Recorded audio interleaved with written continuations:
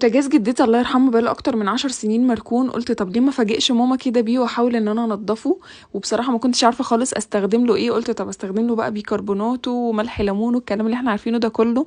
بس قلت لا، ما اعتقدش ان هو هيشيل كل الحاجات الدهون اللي فيه ديت. بقول لكم بقاله اكتر من 10 سنين. المهم ايه، انا قبل كده كنت سالتكم على اي حاجه للدهون، قلتوا لي على كذا منتج. بصراحه جربته للبوتاجاز العادي بتاعي، لقيت برضو ان لسه فيه مثلا دهون مش عاجباني وكده.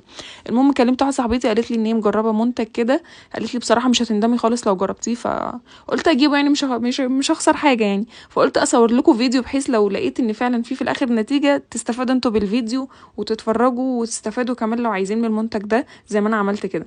المهم انا هنا ايه، شلت الحوامل كده اللي قولوا معايا، شلت العيون. تمام. عشان خاطر المفروض ان انت بتنقعيها في ميه سخنه جدا جدا وبتحطي عليها من المنتج دوت لمده نص ساعه او ساعه وتسيبهم ايه يتنقعوا كويس مع بعض. هنا بقى بقيت ارش على البوتاجاز كله. هنا الكيس الصغير سح في ايديا عشان خاطر المنتج ده قوي جدا جدا جدا، وانا ما قريتش خالص التعليمات المكتوبه على العبوه بصراحه. فمكتوب يعني على العبوه ان انت لازم تلبسي جلافز يكون متين عشان خاطر ما تتلسعيش. لا انا اتلسعت ولبست كيس عادي خالص وما كنتش واخده بالي. هنا رحت مبدله ولبست ايه كيس اسود كده كبير عشان خاطر ما تلسعش تاني. بصوا انا هنا بقى عماله ارش كده في الفرن من جوه والبوتاجاز وفي كل حته فيه. انا بصراحه قلت لازم انضفه باي شكل عشان خاطر افاجئ ماما. هنا بصوا الدهون انا بوريها لكم ان هي عماله تقع على الارض. انا سبته مثلا لمده نص ساعه بس، لقيت الدهون دي كلها عماله تقع على الارض وبقيت مبسوطه قوي. جبت بعد كده سلكه اللي هي العاديه خالص، بقيت ايه يعني عماله اعمل في البوتاجاز كده بالراحه خالص. لقيت والله يا جماعه الدهون عماله تطلع، بقيت مبسوطه جدا. ايه ده، انا هفاجئ مامتي وبجد فعلا المنتج حلو وبجد البوتاجاز نضف معايا بكل سهوله. بصوا بقى انا بصراحه كلمت البنت اللي اشتريت منها المنتج ده، قلت لها هاتيلي كمان عبوه عشان خاطر انا البوتاجاز يعني كتر الف خيره جدا ان هو العبوه الواحده نضفته حلو جدا، بس عارفين فيه كده شويه زيادات عايزه اخليها تروح، وهتشوفوا في الاخر الزيادات فين بالظبط. تمام.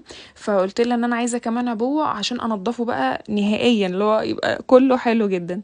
بس فقالت لي خلاص ماشي هبعتهولك. فبصراحه انا ما عملت الفيديو ده على فكره، انا قلت ايه لو حلو انتوا هتستفادوا بيه وهتعملوا زي ما انا عملت كده، لو مش حلو خلاص مش هنزل الفيديو. فانا اتفاجئت اصلا وانا بصور، بقيت مبسوطه قوي ان انا هفيدكم الكلام ده كله.